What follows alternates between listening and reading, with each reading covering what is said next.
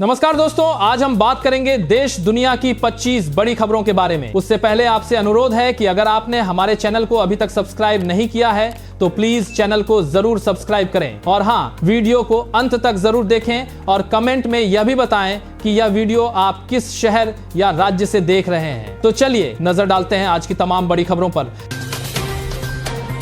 देश में चल रहे एलपीजी संकट को लेकर एक बड़ा अपडेट सामने आया है। सरकारी तेल कंपनियां अब 14.2 किलो के सिलेंडर में सिर्फ 10 किलो गैस देने पर विचार कर रही हैं। यह कदम इसलिए उठाया जा रहा है ताकि कम गैस में भी ज्यादा घरों तक सप्लाई पहुंचाई जा सके। मध्य पूर्व में तनाव और सप्लाई पर असर के कारण देश में एलपीजी का स्टॉक कम हो रहा है। हालांकि अभी यह सिर्फ प्रस्ताव है, लागू होने पर कीमत भी गैस के हिसाब से तय होगी।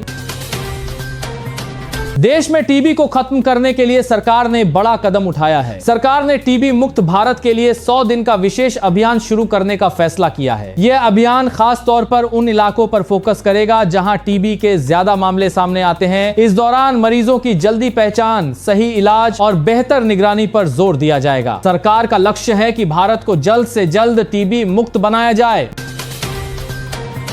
भारत में खाद बनाने वाले प्लांट्स पर अंतर्राष्ट्रीय हालात का असर दिखने लगा है। पश्चिम एशिया में तनाव के चलते एलएनजी यानी गैस सप्लाई में कमी आई है। इसके कारण देश के कई यूरिया प्लांट्स 50% के आसपास क्षमता पर काम कर रहे हैं। गैस कम मिलने से उत्पादन घटा है और लागत भी बढ़ रही है। अगर यही स्थिति बनी रही तो किसानों को आगे चलकर दिक्कत हो सकती है।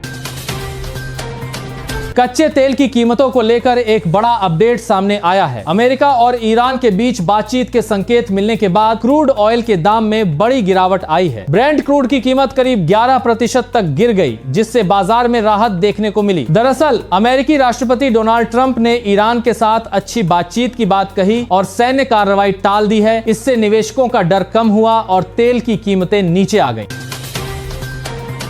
एलपीजी संकट के बीच भारत के लिए राहत भरी खबर सामने आई है। पश्चिम एशिया में तनाव के बीच 2 भारतीय गैस टैंकरों को हॉर्मुज स्ट्रेट पार करने की इजाजत दी गई है। ये जहाज यूएई से निकलकर ईरान के तट के पास से सुरक्षित रास्ते से आगे बढ़ रहे हैं। अगर यात्रा बिना रुकावट जारी रही तो ये जहाज कुछ ही घंटों में ओमान की खाड़ी पहुंच सकते हैं। इस कदम से देश में चल रहे एलपीजी संकट को कम करने में मदद मिलने की उम्मीद है।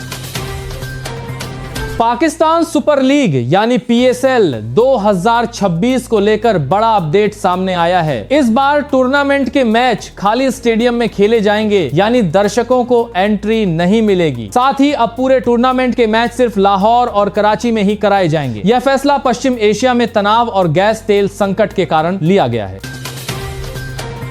रणवीर सिंह की फिल्म धुरंधर 2 बॉक्स ऑफिस पर लगातार शानदार कमाई कर रही है। रिलीज के सिर्फ 4 दिनों में फिल्म ने दुनिया भर में करीब 550 से 700 करोड़ रुपए तक की कमाई कर ली है। भारत में ही इसका कलेक्शन लगभग 450 करोड़ रुपए के आसपास पहुंच गया है। फिल्म की कमाई की रफ्तार देखकर माना जा रहा है कि ये जल्दी ही 1000 करोड़ क्लब में शामिल हो सकती है।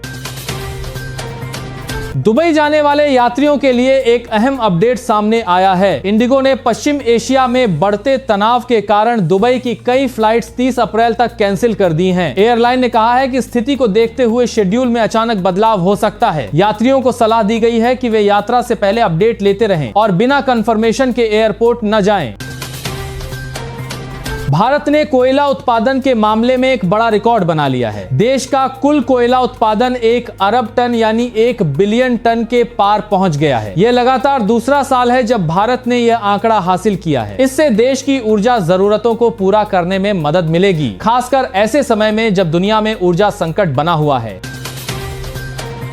व्हाट्सएप में जल्द ही एक नया प्राइवेसी फीचर आने वाला है। इस फीचर का नाम आफ्टर रीडिंग होगा, जिसमें मैसेज पढ़ने के कुछ समय बाद अपने आप डिलीट हो जाएगा। रिपोर्ट के मुताबिक मैसेज पढ़ने के बाद करीब 15 मिनट में गायब हो जाएगा। अगर मैसेज नहीं पढ़ा गया तो वह करीब 24 घंटे तक चैट में रहेगा और फिर अपने आप हट जाएगा। यह फीचर खास तौर पर ओटीपी या निजी जानकारी भेजने के लिए काम आएगा।